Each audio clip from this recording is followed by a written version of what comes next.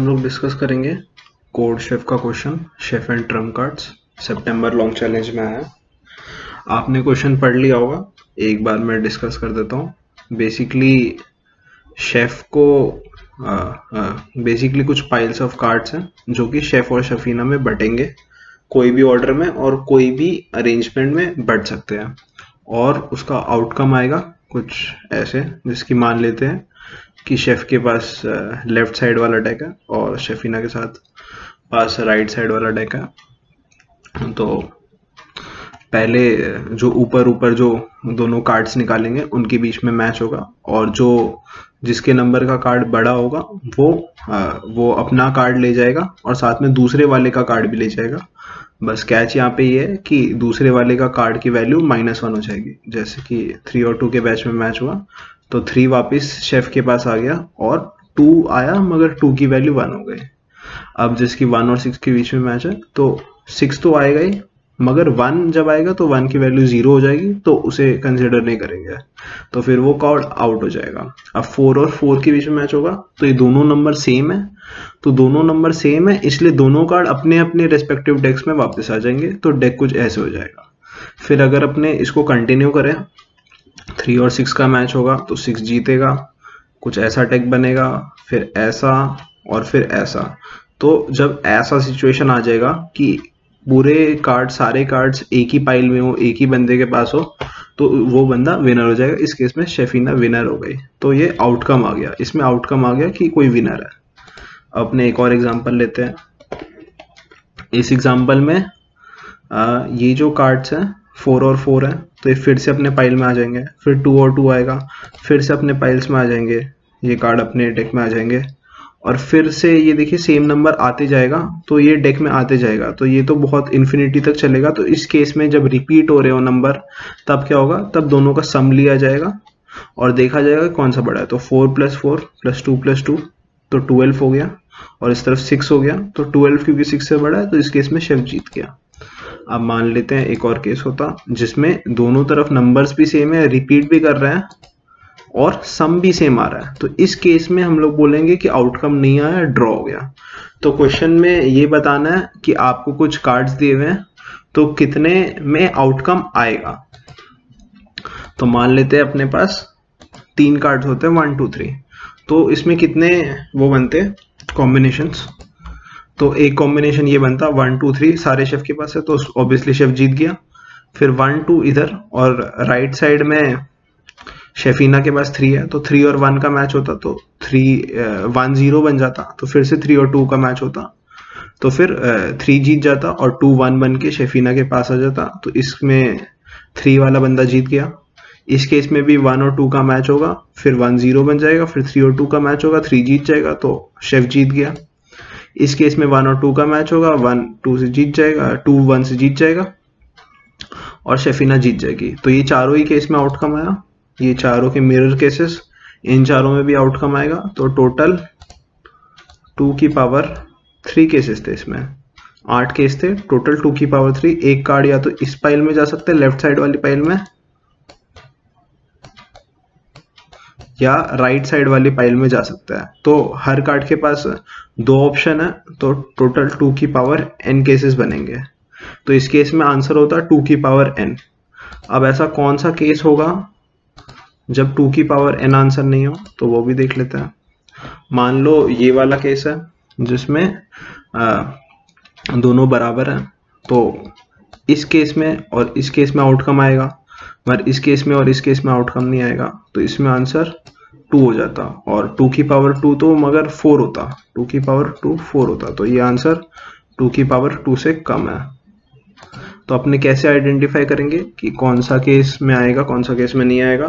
तो अपने ये देखते हैं कि मान लो ये शेफ के पास होता और ये शफीना के पास होता, ठीक है, तो अब दोनों का मैक्सिमम नंबर 100 है, ठीक है। अब मैं इसको एक मूव चलाऊंगा ये होगा, 2 मूव चलाऊंगा ये होगा, फिर मैं कुछ मूव चलाऊंगा 4 मूव के बाद, तो ऐसा बन रहा है, फिर मैं 5-6 मूव और चलाऊंगा तो ऐसा बनेगा, और अब मैं अपने जब कंप्यूटर पे ब्रूट फोर्स किया तो लास्ट में ये बचेंगे। तो इसमें क्या चाहिए कि मान लो कोई नंबर है मैक्सिमम 100, उसके सामने 4 आ जाता है, ठीक है, तो उसके सामने जो 4 होगा ये यहाँ पे आके 3 बन जाएगा, ठीक है। तो अगर 100 से कोई छोटा नंबर है तो उसकी कोई वैल्यू नहीं है सामने वाले डेक में, क्योंकि जब भी वो 100 के साथ मैच करेगा तो वो हार जाएगा।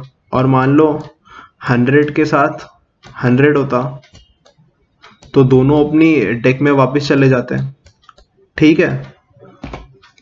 तो जब जिस बंदे के पास हमेशा मैक्सिमम नंबर होगा वही जीतेगा, मगर अगर दो बंदे के पास मैक्सिमम नंबर हो तो शायद वो नहीं जीते। जैसे कि इनमें दोनों बंदे के पास मैक्सिमम नंबर था तो ये ड्रॉ वाला आ गया। तो कब ऐसा होगा, मान लेते हैं कि मैक्सिमम नंबर 5 है और 3 ठो मैक्सिमम नंबर है, और भी कार्ड्स है मगर खाली मैक्सिमम नंबर की बात हो रही है।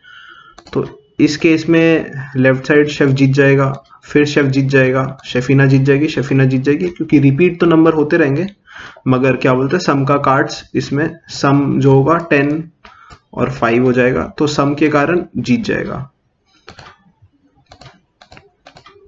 मान लेते हैं अब कि 4 क्या बोलते हैं मैक्सिमम नंबर होते हैं। तो देखो इस केस में शेफ जीत रहा है, इस केस में शेफीना जीत रही है, इस केस में शेफीना जीत रही है, मगर ये वाला जो केस है इसमें ड्रॉ हो रहा है, ठीक है। तो अपने कैसे आइडेंटिफाई करेंगे कि ये कब केस आ रहा है, तो अपने मैक्सिमम नंबर को काउंट कर लेंगे और फिर आइडेंटिफाई कर लेंगे कि ये केस आ रहा है। अब इसमें देखो कितने केस बन सकते हैं, ठीक है, कि जब ऐसे होगा, मान लेते हैं कि K4 था, तो एक तो इस पैटर्न में 4 कार्ड्स की मैंने नंबरिंग कर दी ABCD, एक इस पैटर्न में बढ़ सकता है, एक इस पैटर्न में बढ़ सकता है जब A को मैंने टॉप लेफ्ट में मान लिया लेफ्ट साइड में, और एक इस पैटर्न में बन सकता है जब A लेफ्ट में होगा। अब 3 केस और होंगे जिनमें A राइट में होगा, तो टोटल 6 वेज में ये बटेगा, ठीक है। अब मान लो और कार्ड होते हैं, मान लो 10 कार्ड होते हैं, उनमें से 4 मैक्सिमम है, तो क्या होता, बाकी 6 कार्ड तो मैं कोई भी पैटर्न में बांट सकता हूँ 2 की पावर 6, और ये जो 4 कार्ड है ये 6 तरीके से बढ़ते हैं। तो कितने नंबर ऑफ पॉसिबल वेज में ड्रॉ होते इतने नंबर में, और मैं इसको टोटल से माइनस कर देता तो मिल जाते कि कितने में आउटकम आएगा, है ना। तो अपने को पता है कि अपने को मान लो n चीजों में r चीजें सेलेक्ट करनी है, तो अपने उसको NCR से करते हैं, ठीक है। अगर अपने पास k बंदे हैं उनमें से अपने को हमेशा हाफ बंदों को ही सिलेक्ट करना है, क्योंकि खाली उसी वाले केस में ड्रॉ होगा, और बाकी हाफ बंदों में हाफ बंदों को सिलेक्ट करना है, तो बेसिकली ये 1 हो जाएगा। तो इतने जो बंदे हैं, इतने जो कॉम्बिनेशंस हैं, उनमें क्या बोलते हैं मैक्सिमम बंदे को अपने सिलेक्ट कर सकते हैं ताकि ड्रॉ, मगर अपने को और भी बंदे अब कोई भी ऑर्डर में है अपने को फर्क नहीं पड़ता है, तो उसके वजह से 2 की पावर n-k भी मल्टीप्लाई हो जाएगा, क्योंकि बाकी बंदे कोई भी ऑर्डर में है। मान लो 5 है और इधर 5 है, ठीक है, और इधर मान लो इधर एक 1 एक्स्ट्रा भी आ जाता तो कोई फर्क नहीं पड़ता, क्योंकि 5 और 5 का मैच होता तो ड्रॉ हो जाता, फिर 1 और 5 का मैच होता तो 1 चले जाता। तो खाली मैक्सिमम नंबर ऑफ बंदा कितने टाइम्स है और दोनों इक्वल है वही मैटर कर रहा है, ठीक है। तो वही मैंने बोला कि ये है टोटल नंबर ऑफ जब ड्रॉ होंगे, और इसको मैं अगर कैलकुलेट कर लूंगा तो ये मेरा आंसर है। तो इसको मैं कैसे कैलकुलेट करूंगा, इसको मैं कैलकुलेट करूंगा कि मैंने सबसे पहले मेरे को कैलकुलेट करना पड़ेगा ये चीज, उसके लिए मेरे को कैलकुलेट करने पड़ेंगे सारे के फैक्टोरियल। अब सारे के फैक्टोरियल कैलकुलेट करने में O ऑफ n का टाइम लगता है। अब मैं एक टेस्ट केस के अंदर अगर O ऑफ n करने लग जाऊंगा तो होगा नहीं, तो मेरे को टेस्ट केसेस के स्टार्टिंग में सारे फैक्टोरियल को मैं प्री कंप्यूट कर लूंगा और उनके मॉड ले लूंगा। सारे फैक्टोरियल को प्री कंप्यूट करके मैं मॉड ले लिया, तो फिर मैं O ऑफ 1 में n फैक्टोरियल में मेरे को मिल जाएगा, मगर r फैक्टोरियल जो है उसको मैं n फैक्टोरियल से डिवाइड नहीं कर सकता हूँ, क्योंकि मॉड में डिवीजन नहीं होता है, मॉड में मल्टीप्लिकेशन होता है। और जब मैंने n फैक्टोरियल का भी मॉड ले लिया और r फैक्टोरियल का भी मॉड ले लिया तो मैं डिवाइड नहीं कर सकता हूँ, मेरे को करना पड़ेगा मॉड इनवर्स। तो मेरे को मॉड इनवर्स करना पड़ेगा इसका। तो एक बार मैंने मॉड इनवर्स कर लिया तो NCR में कैलकुलेट कर लूंगा n factorial into r factorial का मॉड इनवर्स और n माइनस r फैक्टोरियल का मॉड इनवर्स इन तीनों को मैं मल्टीप्लाई कर दूंगा और फिर